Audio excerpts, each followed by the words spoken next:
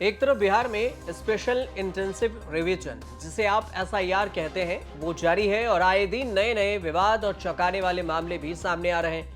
हालांकि special intensive revision को लेकर विवाद भी है और मामला सुप्रीम कोर्ट में अभी चल भी रहा है।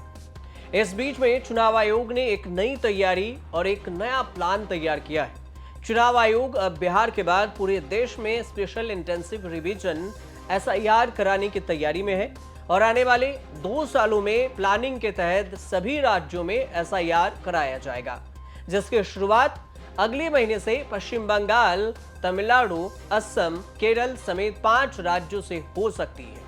और इन सभी राज्यों में अगले साल विधानसभा चुनाव होने हैं, तो देश के सभी राज्यों के जो मुख्य निर्वाचन पदाधिकारी हैं, उनसे इस बारे में जो मुख्य चुनाव आयुक्त है वो बातचीत किए हैं। वेबसाइट पर इसकी जानकारी भी दी गई और बूथ लेवल के अधिकारियों को ट्रेनिंग देने की भी तैयारी हो रही है।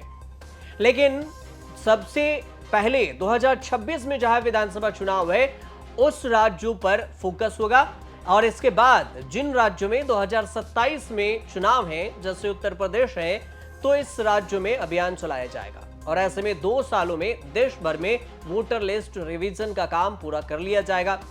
माना यह जा रहा है कि इसके अंतिम मतदान लिस्ट के आने के करीब में 1 साल का और समय लग सकता है, क्योंकि रिवीजन के बाद किसी भी गड़बड़ी पर चुनौती देने की भी व्यवस्था है और इसलिए इसमें समय थोड़ा एक्सटेंड हो सकता है। आयोग से जुड़े हुए सूत्रों के मुताबिक देश के अधिकांश राज्यों में वोटर लिस्ट, जिसे एसआईआर कहते हैं, इससे पहले 2002-2004 में हुआ था, जबकि इसके बाद दिल्ली में 2008 में और उत्तराखंड में 2006 में किया गया था। और ऐसे में आयोग का सबसे अधिक फोकस इस अवधि के बाद वोटर लिस्ट में शामिल उस वोटर्स पर है, जिन्हें इंटेंसिव के तौर पर उन राज्यों पर फोकस किया जाएगा जहां अब तक नहीं हुए थे। आए दिन नए नए खुलासे ये हो रहे हैं कि जिसमें बताए गए हैं, चुनाव आयोग ने जो सर्वे किया उसमें कई लोगों की पहचान के बारे में भी बात सामने आई है। बिहार में म्यांमार, बांग्लादेश, नेपाल के भी वोटर्स पाए जा रहे हैं।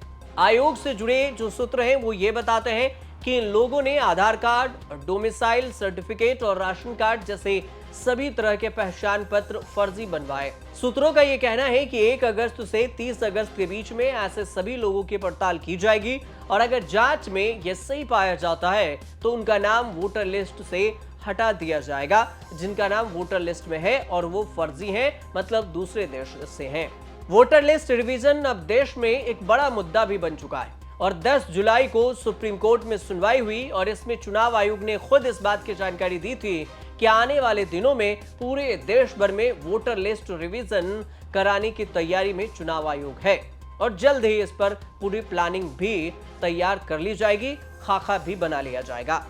बिहार में एसआईआर जो दायर की गई उस याचिका पर सुनवाई हुई और सुप्रीम कोर्ट ने संवैधानिक जिम्मेदारी चुनाव आयोग को बताया। यह भी कहा कि बिहार में एसआईआर के दौरान आधार, वोटर आईडी, राशन कार्ड को भी पहचान पत्र माना जाए और इस दौरान सुप्रीम कोर्ट ने चुनाव आयोग से कुछ कड़े सवाल भी पूछे। कोर्ट ने यह भी पूछा था कि बिहार में विशेष गहन पुनरीक्षण को नवंबर से पहले होने वाले विधानसभा चुनाव से क्यों जोड़ा जा रहा है और यह प्रक्रिया चुनावों से अलग क्यों नहीं हो सकती है। तो उधर चुनाव आयोग ने जो जानकारी दी है, बिहार में कुल 7,89,69,844 वोटर्स हैं। एसआईआर के कवायद के लिए आयोग की ओर से 7,90,00,000 फॉर्म प्रिंट कराए गए थे।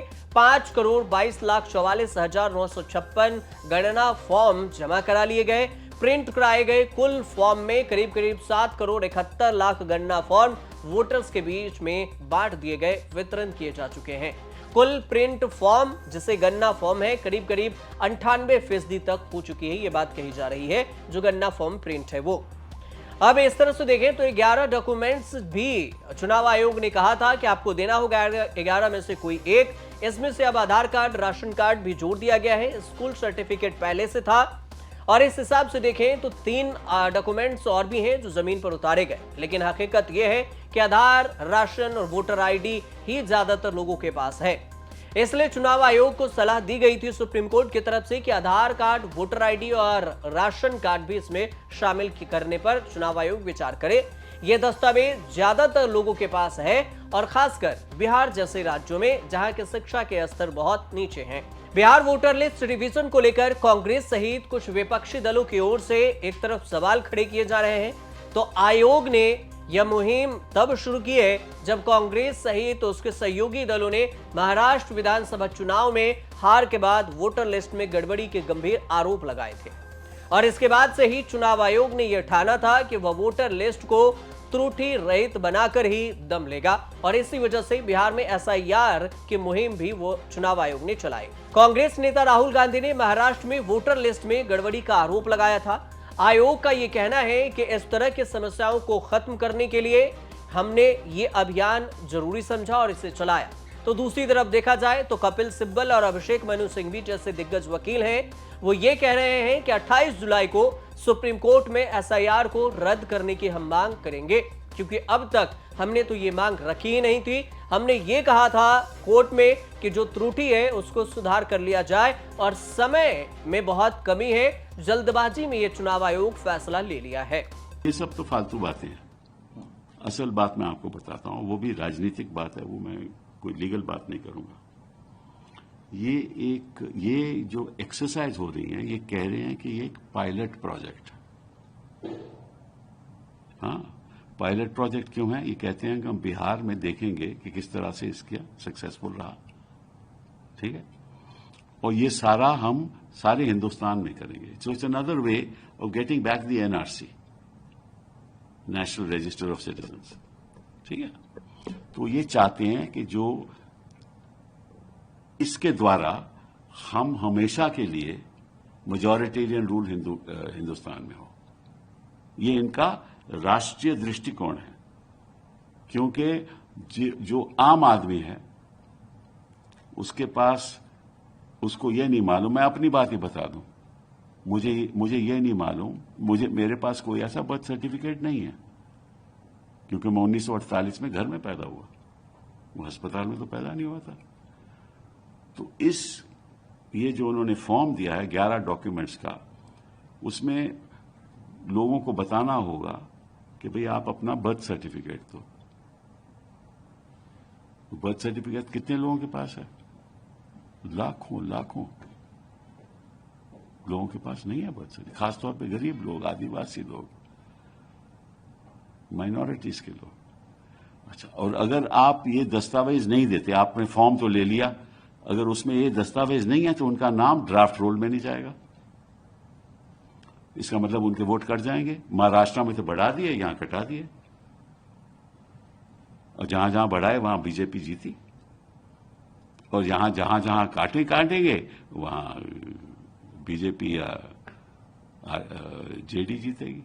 देखिए, मैं इसका उत्तर नहीं दे सकता क्योंकि 10 तारीख का मामला, आज 12 तारीख है। उच्चतम न्यायालय के कोई भी आदेश होते हैं वो ऑप्शनल नहीं होते। आप निर्णित नहीं कर सकते कि आप उच्चतम न्यायालय की स्पिरिट को और उसके लेटर को, दोनों को कार्यान्वित करें कि न करें। न मैं कर सकता हूं, ना आप कर सकते हैं। आप बाध्य हैं, मैं भी बाध्य हूं, चुनाव आयोग भी बाध्य है। तो मेरा पहला उत्तर होगा कि ये आप जाके चुनाव आयोग से पूछिए। दूसरा उत्तर है कि इसके अलावा कोई और विकल्प नहीं है, करना ही है। तीसरा उत्तर है कि अभी 2 दिन हुए, देखिए आगे होता है क्या। लेकिन सर, आपने कहा कि एसआईआर को निरस्त करने की मांग अभी नहीं हुई है आप लोगों की तरफ से, लेकिन 28 तारीख को अभी निरस्त करने की स्टेज नहीं आई है ना। अभी तो सुनवाई की पहली प्राथमिक तारीख थी, उसके बाद जवाब का हक होता है उनका, हमारा जवाब का हक होता है। दोनों डॉक्यूमेंट्स आते हैं, उस पर जिरह होती है, बहस होती है। केस खत्म थोड़ी हुआ है अभी, न कोई हमारी एक भी दलील निरस्त करने वाली कोई भी अभी रिजेक्ट हुई हो, कोई भी नहीं। तो सुनेंगे 28 को, 28 के बाद भी सुनेंगे।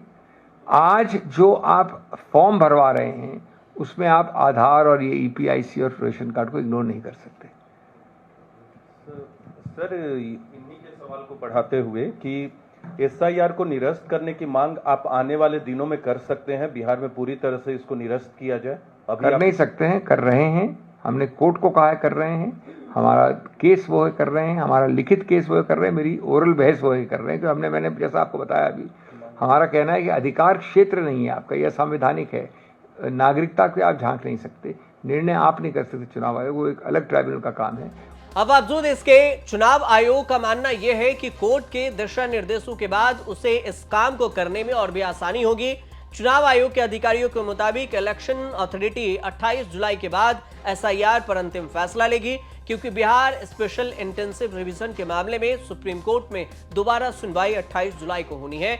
और ये जो एसआईआर के फॉर्म सबमिट करने की बात थी, उसका डेट भी बढ़ा दिया गया। जो पहले 25 जुलाई थी, उसे अब 4 से 5 अगस्त तक कर दी गई है। तो इस पर कुल मिलाकर कुछ अपडेट आएगा तो हम आपको जरूर बताएंगे। और फिलहाल ये जानकारी अगर आपको अच्छी लगी हो तो हमारे चैनल से जुड़िए, सब्सक्राइब कीजिए, शेयर कीजिए, कमेंट कीजिए और देखते रहिए न्यूज़ तक।